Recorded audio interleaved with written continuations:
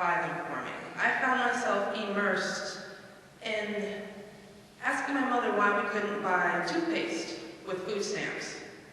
I found myself immersed in all of these experiences, and as I am coming up from that immersion in my history, I do hear God calling me and saying, okay, now is the time for you to go out. You are my beloved daughter, and I am pleased with you, but there is work to be done.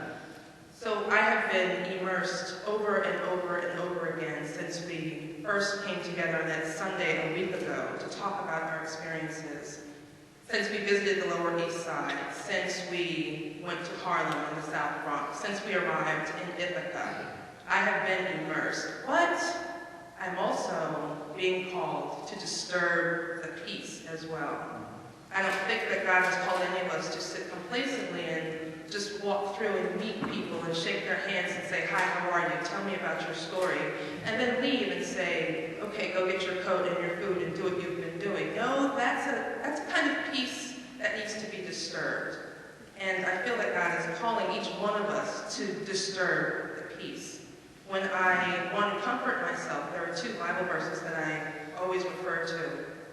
One is from the 139th Psalm, the 13th and 14th verses, depending on if it's in English or Hebrew, and it says, I am fearfully and wonderfully made. I know that for myself, but when I look into the eyes of someone who's in the struggle, in the streets, I am realizing that that person is also fearfully and wonderfully made. When I was as I've been immersed in rehearsing my history, I have felt overwhelmed by the field, by the harvest that we are called to pull in. I have felt as if I could not do this on my own, and I can't.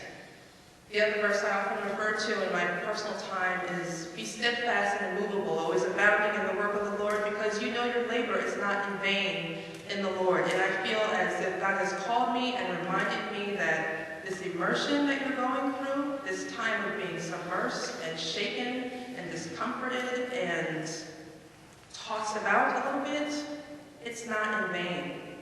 Be steadfast, be immovable, stand firm.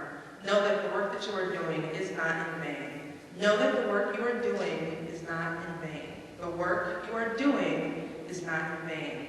The work you are doing is not in vain. So I'm coming up out of the water, hearing God's voice, and I'm preparing myself for whatever God has called me to do to move forward. And remember that my work is not in vain.